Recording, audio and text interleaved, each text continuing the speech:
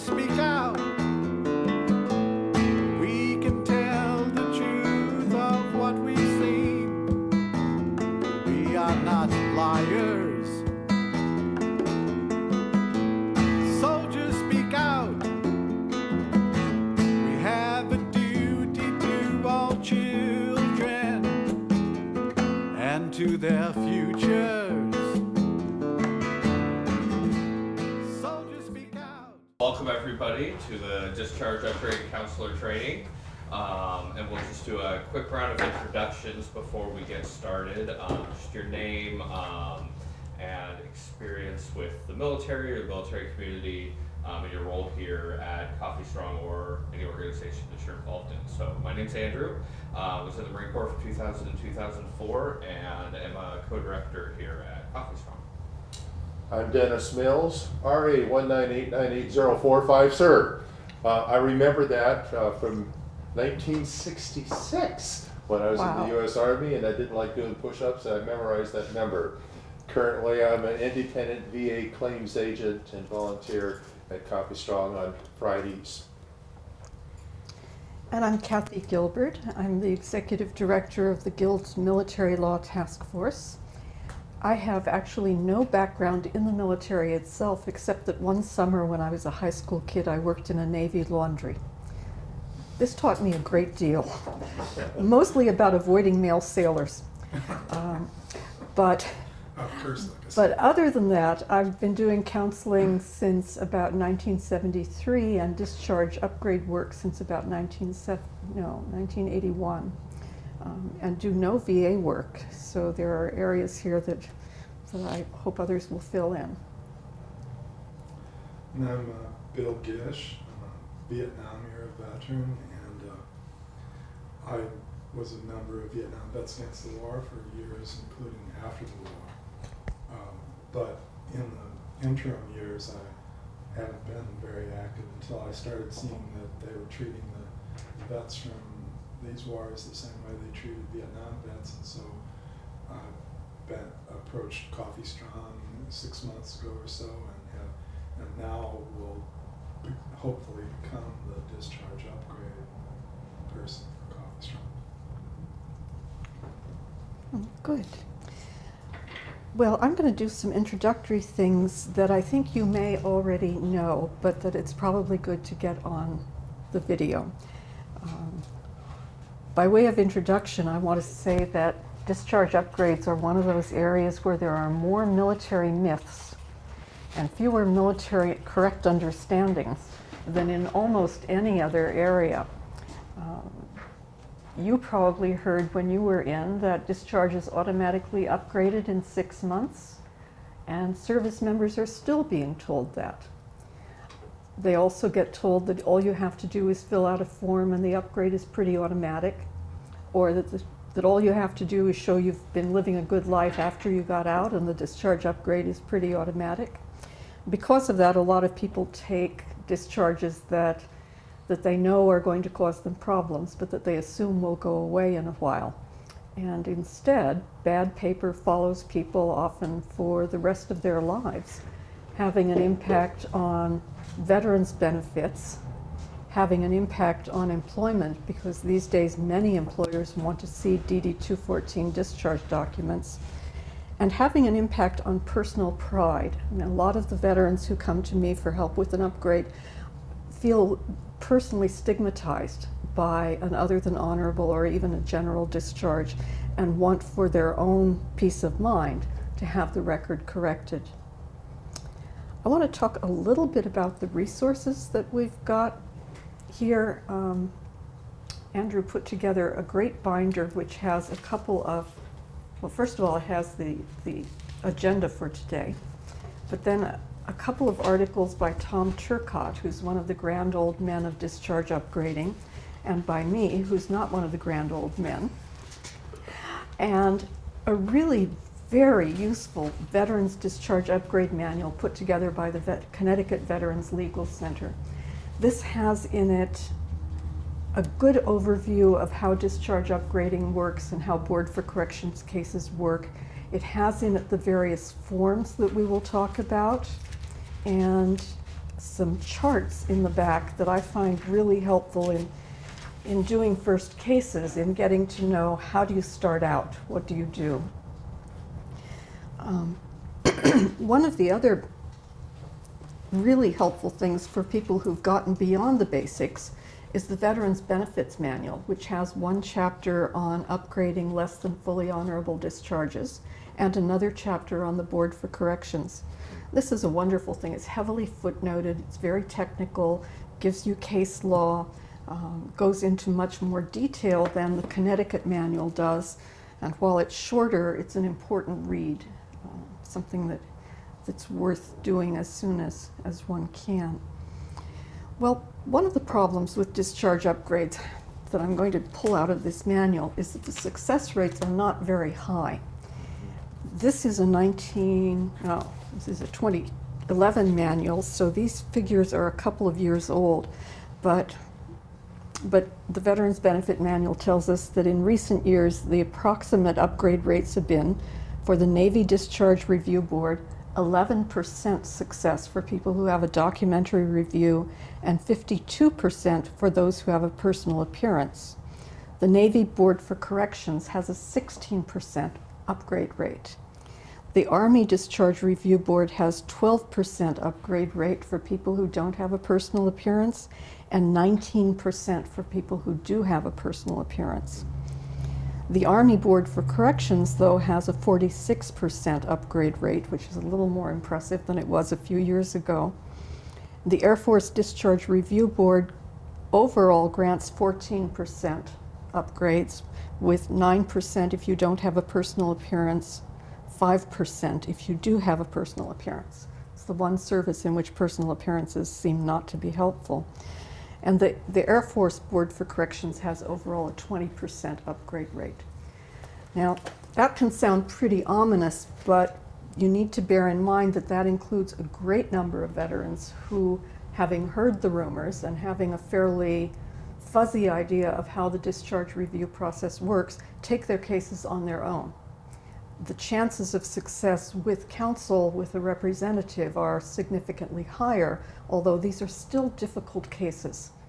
It's not as it was in the 1980s when pressure was put on the boards to lighten up, and we saw a great many cases that were decided successfully on the basis of equity and fairness. This Vietnam vet had a rough time. This Vietnam vet was addicted to drugs. This Vietnam vet got PTSD. And cases were fairly easy to do if you did have counsel or an advocate. The boards have gotten more conservative, hence these figures, but they're still required to pay attention to arguments, and that gives us a way of increasing the chances for our clients. It is a very slow process, and you all probably have already known that by doing intake on some cases. It usually takes at least a couple of months to order records, and if it's not an Air Force case, it usually takes a couple more months to write back to the Records Center and ask for the records that they didn't include the first time. Once you apply to one of the boards, these days I generally tell people that cases are going to take a year, that it may be longer if they request a personal appearance, and that if it's a complex Board for Corrections case, that it can sometimes take up to 2 years. Occasionally I'm pleasantly surprised and cases will come back in shorter periods of time, but that's really a long time. A few months of preparation and then a year for a veteran to stay with the case and for you to be able to keep track of the veteran, and particularly when we come across homeless and really low income veterans, having them stay around is a difficulty. Having them be able to stay and participate in the case to the end is a difficulty. Well, before I talk about the Discharge Review Board and the Board for Corrections, I want to do just a quick overview of the discharge system itself. And again, you may know this from your own service, but there are 2 ways that discharges happen, 3 ways actually, for people who don't make it to the end of their term of service. There are administrative discharges, which are handled through the command, and where decisions on discharge are usually made by a general somewhere.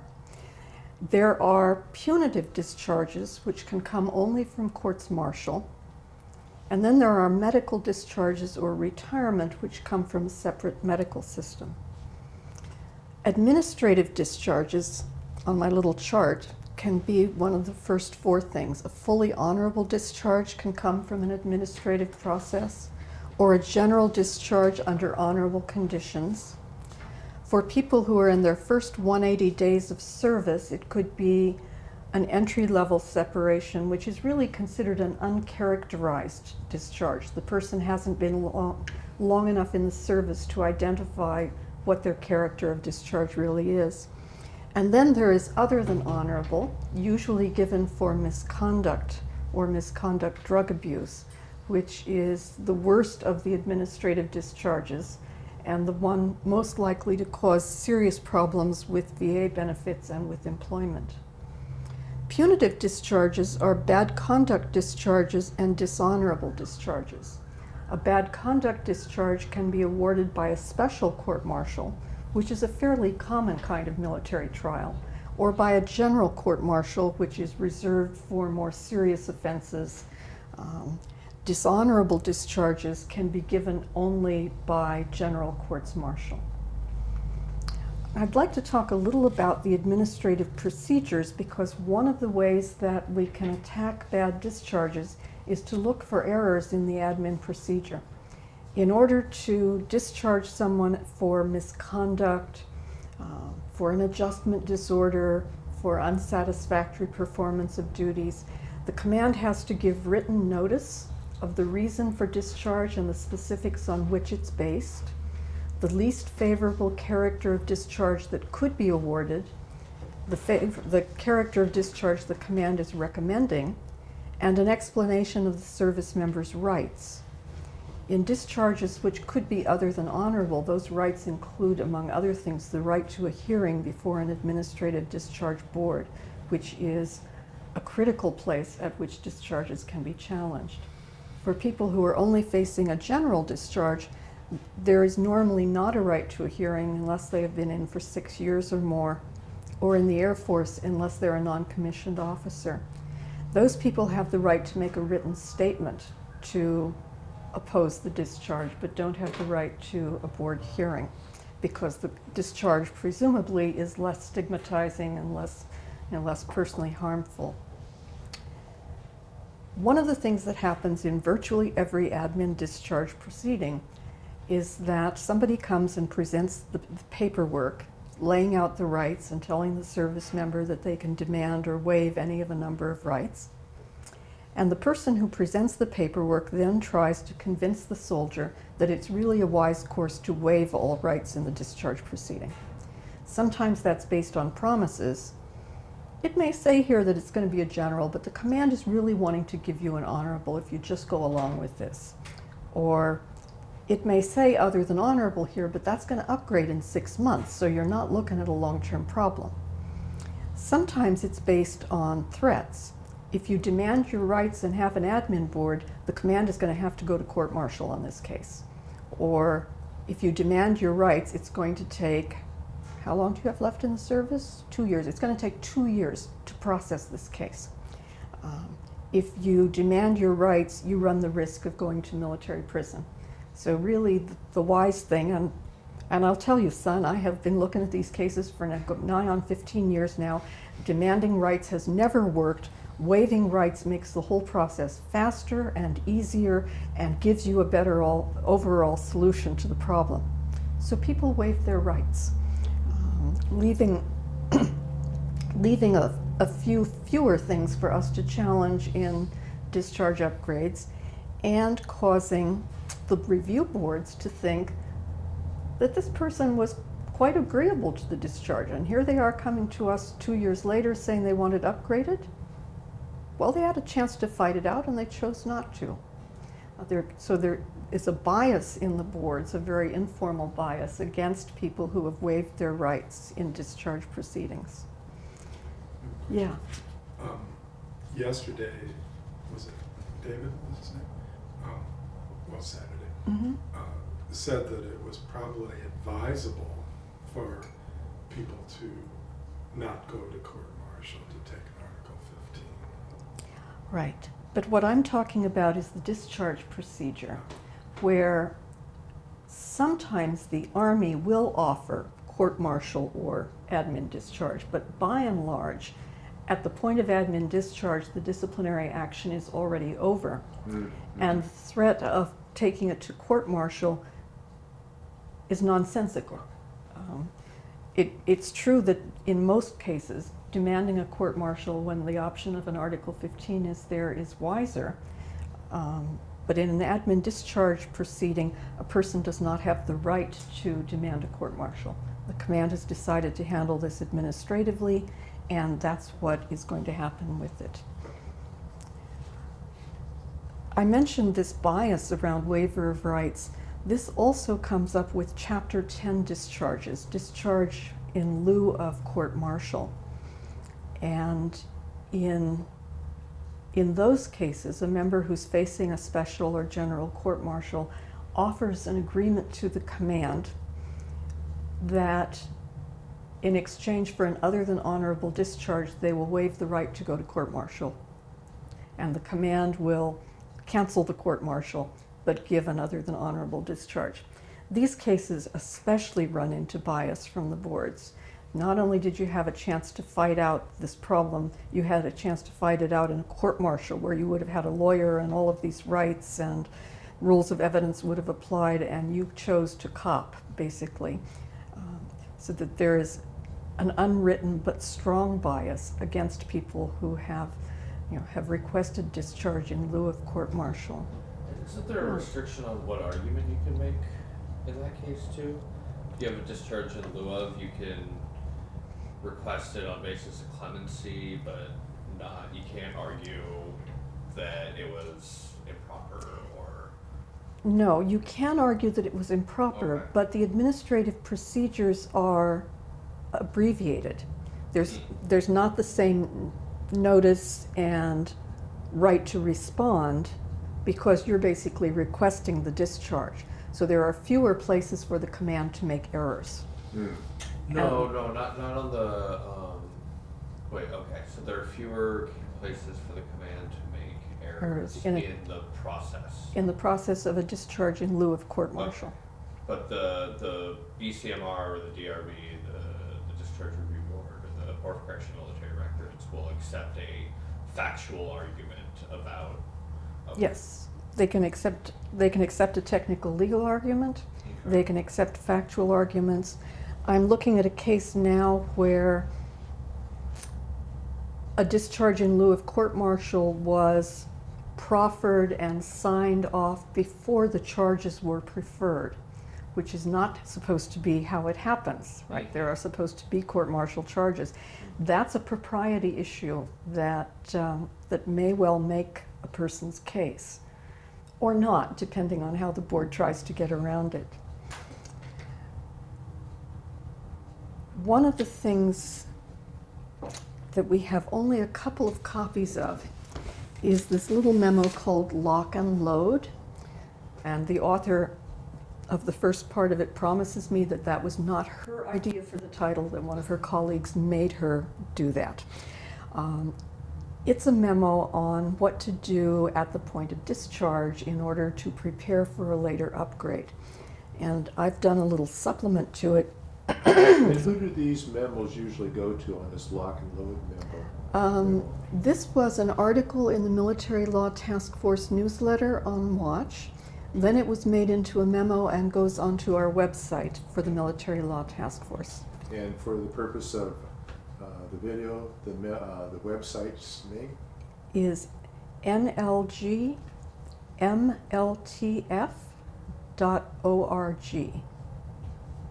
the Military Law Task Force. There are several task force members here, so they would get the newsletter and would have access to the memos as they come out. And But we always have the latest issue of On Watch out front. Right, People are right. interested. One of the things that this memo talks about is what people can do to try to avoid that bias of waiver or the bias of accepting a discharge in lieu of court-martial. If you're working with a client at that point in the discharge, it's useful to try to make a record, preferably in the military record, of why it was necessary to waive. I'm waiving my rights because I'm sick and I just need to go home. I'm waiving my rights because there's a family crisis, and if I don't go home to take care of that, I won't see my parents alive again. You know, whatever it may be that causes a person to waive rights and hurry the process may be a reason that the board can be sympathetic to and that will tie in with other issues that are raised in the upgrade. If people can't get that into the military record, for instance, their JAG absolutely refuses to let them write it in the request for discharge in a Chapter 10, discharge in lieu, then they can make a contemporaneous record outside of their military record by writing a letter to their family or to their counselor explaining why it is that they chose to waive rights and that it did not mean that they agreed with the discharge. In addition to protecting against waivers, there are a number of other things that people can do at the point of discharge.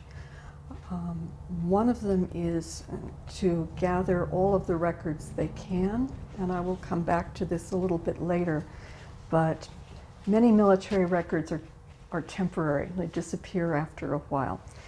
If a service member goes around and gets copies of all of the records prior to discharge in that last week when they're being out processed, they may have records that will not be in their official file and that will be really helpful in an upgrade case. They can also get the names and permanent addresses of people who may be potential witnesses, either character witnesses or witnesses to the events leading to discharge. And they can get things that aren't quite records but that may be helpful. Unit logs, inspection reports, after-action reports, things that are related to the reasons for discharge but that are very hard to find once you're out.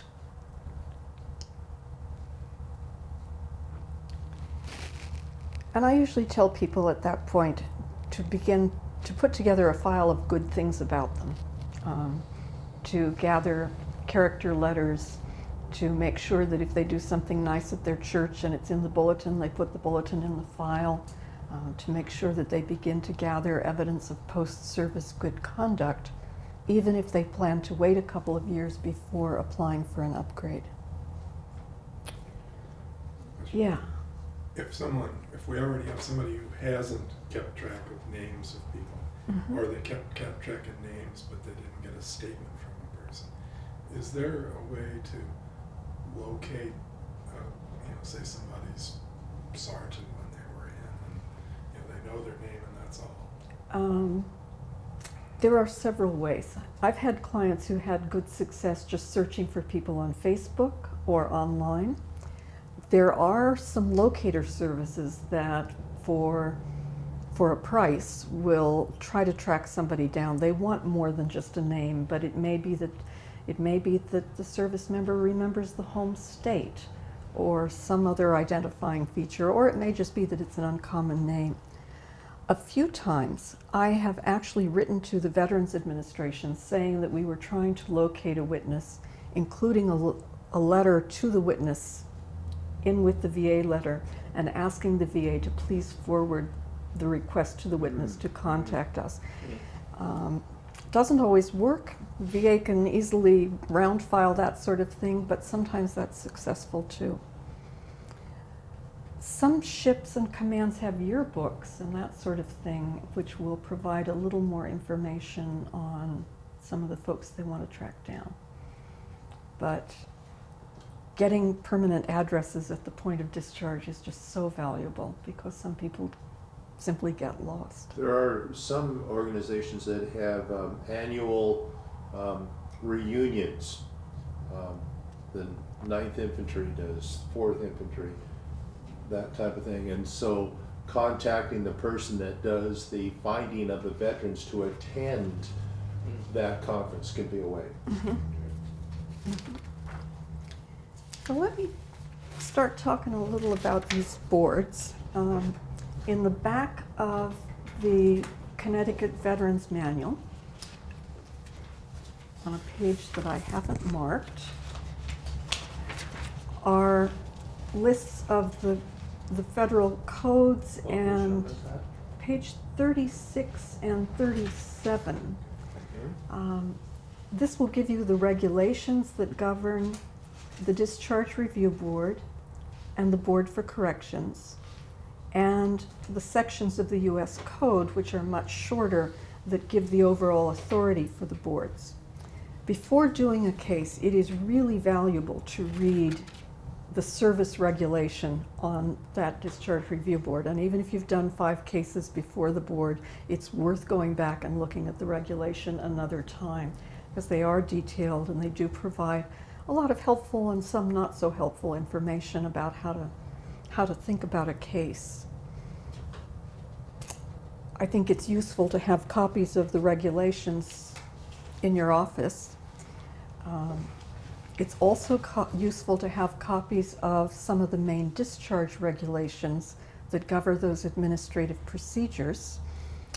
And for the Army, for instance, I would encourage you to have a copy of Army Regulation 635-200, which covers most administrative discharges.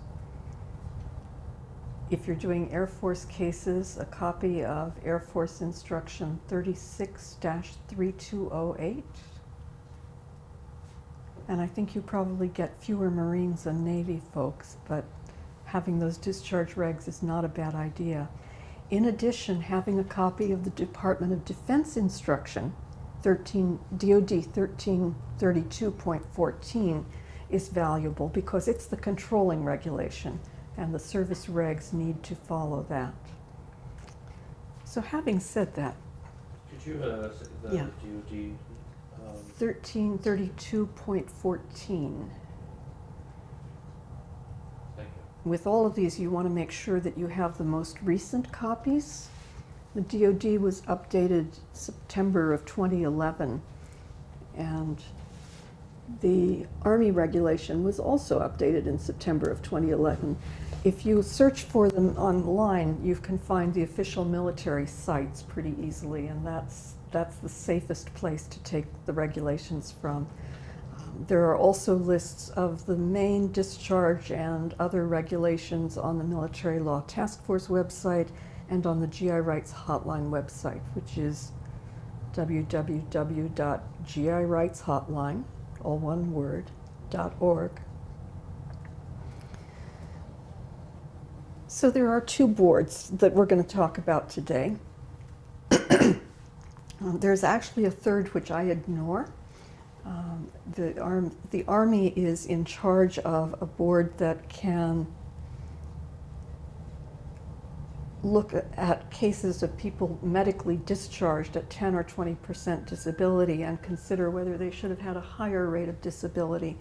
And I think it's the Physical Disability Review Board, but don't trust me on the name. Yeah, we Yeah. just started. And we're doing looking that into right now at ourselves. Copy Strong. Ah, okay. I have a certain amount of hesitation about that board because it appears that a case that goes there cannot go to the Board for Corrections, and that limits the options available. It's not clear that a person can apply for reconsideration to this board if once turned down. I just couldn't find that in the regulations. What would you recommend then, because we do have a veteran who desperately wants to get to the 30%, so the significant others are covered for medical and other reasons, and they have 100% VA, so it's not an issue for that veteran, but it is an issue that the dependents get covered under that medical retirement if they can get the higher percentage rating. Right. So what procedure would you recommend then? I think this is really a case-by-case thing. I might take such a case to the Physical Disability Review Board, but carefully save some issues so that I could try to make a separate Board for Corrections case later. But I would also explain to the client what the pros and cons are and make sure that they played a role in making that decision. I have not looked at the success rates of this board, which is another important factor. If they are being more liberal than the success rates at the Board for Corrections, that would be another argument for doing it. But I would take that cautiously. The main boards that we are going to talk about are the Discharge Review Board and the Board for Correction of Military or Naval Records. Each branch of the service has a Discharge Review Board and a BCMR. The Navy boards cover the Marine Corps as well as the Navy. Discharge Review Boards have the power to upgrade a discharge up to and including a bad conduct discharge that comes from a special court-martial. They cannot upgrade a dishonorable discharge or a bad conduct discharge that comes from a general court. But all of the administrative discharges and a BCD from a special can be upgraded by the Discharge Review Board. That board can also change the reason for discharge to something less stigmatizing than, for example, misconduct-drug abuse, or just misconduct, serious offense. The Discharge Review Board, however, does not have the authority to change the reason for discharge to medical or from medical. So it is limited in that respect, and it cannot change reenlistment codes. Although some of the services have put out information suggesting that they can in what I think is just a matter of sloppiness. The regulations don't allow for it. So the Discharge Review Board is the logical place for most people to start if what they want is an upgrade or a change of reason to something less stigmatizing on their DD-214. The DRBs are made up of military officers. Usually a panel of 5 officers will consider a case. They're staffed by some civilian and some enlisted military personnel. And by and large, they're sort of insular. They tend not to look elsewhere in the military for help on cases or for advisory opinions. They tend just to decide within their own 4 walls whether or not to upgrade, whether or not to change a reason for discharge. One can apply to the Discharge Review Board at any point up to 15 years from the date of discharge, and that is right now a hard and fast rule. There has been a time in the past when Congress required the board, I believe that it was Congress, to extend the time for older veterans to apply, but that's no longer the case. So if a person is not within the 15 years, they cannot go to this board. So most Vietnam era veterans would not choose to go that route? Right, no longer. Instead, they would go to the Board for Corrections, which is, among other things, the appeal body for the Discharge Review Board. One who applies to the Discharge Review Board and is turned down can take the same arguments to the Board for Corrections. But it has a wide range of other powers. It can change a reenlistment code, allowing a person to get back in. It can reinstate a person in the service, although that's fairly rare, and it will only reinstate up to the point that the that the current contract expires. The Board for Corrections will not assume a reenlistment. It can change a discharge to medical discharge or to medical retirement, which is one of the common reasons that people go to the BCMR. It can change a discharge to ETS so that the person need not go back in but has credit for the time that they would have been in. I once got a 1-week paycheck for a person who was administratively discharged 1 week prior to her ETS. And when we were successful in her case, they gave her her week's pay. So Doesn't hurt. The Board for Corrections also has the power to go inside the record and tinker with other things that need to be corrected. They can pull out a bad performance evaluation or a record of non-judicial punishment. They can take out an incorrect psychiatric report, although they don't like to do that very much. But they have the power to clean up records in ways that some veterans who may have security clearance issues or may be sensitive about what's in the record that can really benefit from. The boards for corrections are made up of civilian employees of the Department of the Army or the Navy or the Air Force and are staffed by civilians. They have a greater tendency to look outside their own four walls. Excuse me. Often going to other agencies within the department to ask for advisory opinions on either technical issues that we have raised or on medical issues that come up in a case. So that in a case of PTSD where someone was discharged for a personality disorder and is trying to be medically retired for PTSD, you can assume that the Board for Corrections will get an advisory opinion from BUMED, who will assign it down to some poor lieutenant who has to write an advisory opinion on it.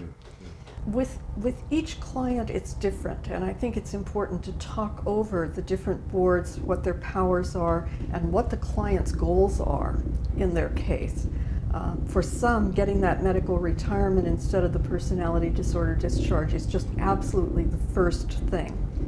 But for others, it may be just important to get the words personality disorder off and to get the general raised to an honorable to get GI Bill benefits. That person might choose to go to the Discharge Review Board first and then go on to the Board for Corrections later to ask for medical retirement. But it depends on what goals are strongest. I do get a lot of calls from people who want to get back in. And for them, going to the Board for Corrections, which can change the reenlistment code, is the logical first step.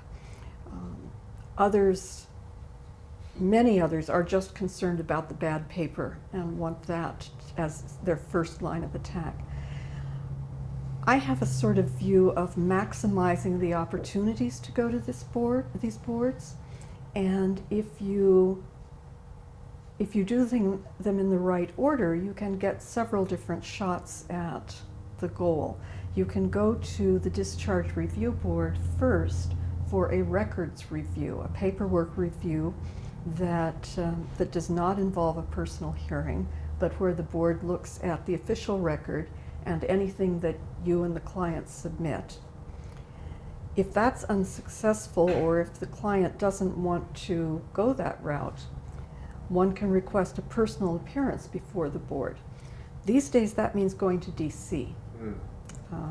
Now in the Navy, where at least in 2011 the success rate was about 4 times as high with a personal appearance, it made sense for some people to skip the documentary review. A lot of clients can't afford the trip to DC, can't afford to bring us to DC. And a lot of clients really don't want a hearing in front of a board of officers, thank you, they've had that, or they didn't have it and want never to think about it. So for those folks, the documentary review makes sense. If you do it in the right order, you can have first the documentary review and then a personal appearance before the board, but both still have to be within 15 years of the date of discharge. The Board for Corrections can either be used as the third step in that process or the first step if the client's goals are medical retirement or change of reenlistment code. With the Boards for Corrections, you have more than one shot at the apple, or whatever it is that one shoots at, because you can apply for reconsideration anytime you have new material evidence. I say any time except for the Army, which has decided all on its own that requests for reconsideration have to be made within a year of the original decision. by the Board for Corrections. Sometimes there are ways around that if you raise totally new issues that the board had not considered before. But with the Army, you really want to start work on a reconsideration the moment you get a denial.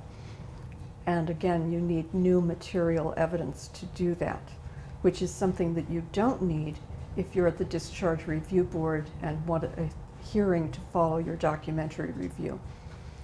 The Board for Corrections, by the way, can grant hearings, and there's a little box on the form to check off if you want a hearing, but they very rarely grant them. I have had a number of clients who have asked. I've never had a client who was granted a hearing before the Board for Corrections. Yeah. How steep is the requirement for having new material to be reconsidered? It depends to some extent on what the board thinks about the case as a whole. Sometimes they will be very strict and say, this evidence may be new, but you could have obtained it a year ago when you first came to us, or will say that it's simply cumulative of other evidence. 3 more good character letters, that's just more of the same, and so we'll reject it. They don't see it as new, and they will use the argument that something is merely cumulative in those cases.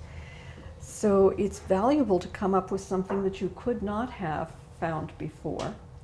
Would it also be valuable to indicate in the first case that you were trying to get a hold of something? That doesn't weren't hurt. able to? That doesn't hurt. I don't normally do that, but it's a nice idea. Sometimes it's easy for the new thing to be new because it is the first time you've taken your client to a psychiatrist, or the first time that the chondromalacia patella, which is a knee ailment, was finally diagnosed. So sometimes you have things that by their nature are new, a new doc, a new diagnosis. Sometimes we have cases where clients had tried to order records that they weren't able to obtain the first time around, but on reapplying later, we came across the records. If the board is at all sympathetic, if the board thinks that there are issues in this case, they're much more likely to find that the evidence is new and material. Clients who represent themselves and don't bring very well framed arguments to the table often have trouble on reconsideration, partly because they don't know what new and material means, but partly because the board looks at their handwritten 2-page things, sees pretty much the same issues that they turned down before, and just doesn't think it's worth it. On the other hand, with the Navy and Air Force Board, you can apply for reconsideration as many times as you want, provided you've got new material evidence. And a lot of people come to us after they have applied on their own, and our first interaction with them will be a request for reconsideration.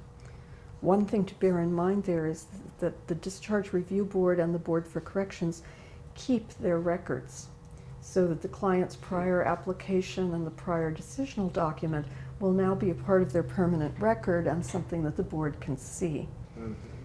If the client made bad arguments, and that sometimes happens, those bad arguments are in the record, and now you have to work your way around them in order to get the board's interest in the case. At the back of, somewhere in the back of the Connecticut manual, are several forms that we use in these cases. The Discharge Review Board uses page 31, thank you, uses DD Form 293, an application for the review of discharge. And on page 30, the Board for Corrections uses DD Form 149. I think these forms are a trick. I think that they are intentionally designed to make soldiers, or veterans rather, think that all they have to do is fill out the form. Yeah. Mm-hmm. And many do fill out the form, put in 3-character letters and maybe a short statement, and that's it. In fact, the form is like a cover form that would go along with your brief and documentation and a statement from the client. There are very, very few cases in which filling out the form alone is going to be enough to warrant an upgrade. In those cases, the error would have to be so clear from the record that even the boards couldn't ignore it. If you stop and look at the forms for a minute, you'll see that they ask people not just what they want, but to lay out the reasoning for what they want in little tiny boxes. Although, in fairness, on page 32 is the back of the Discharge Review Board form, and there is a little more room, so that people think that if they filled that out, they have really presented something to the board. Let me talk a little bit about standards and arguments and how these are presented to the boards, unless people have questions. Hello, I'm Dennis Mills. I'm a veteran and I work with counseling veterans. I'm Mark Fleming, also a veteran, and I also work counseling veterans. And we would like to tell our viewing audience, particularly those of you who are active duty or near to becoming a veteran, on Veterans Benefit Assistance. Yes, Dennis and I are at Coffee Strong outside the gates of Fort Lewis every Friday, and we're available from 10 to 2 to assist you in understanding the VA system, learning about the benefits you have available, how to access them, how to make claims.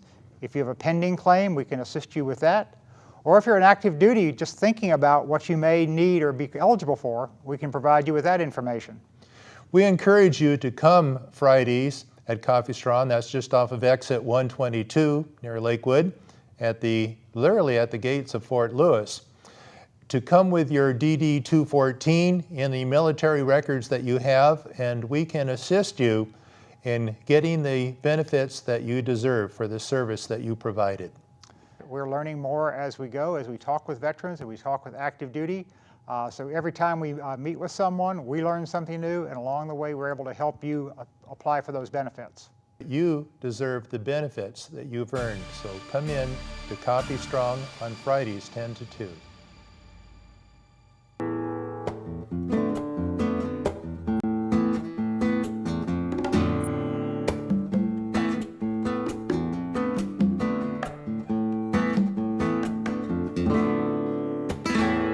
Soldiers speak out. We can tell the truth of what we've seen. We are not liars. Soldiers speak out. We have a duty to all children and to their future.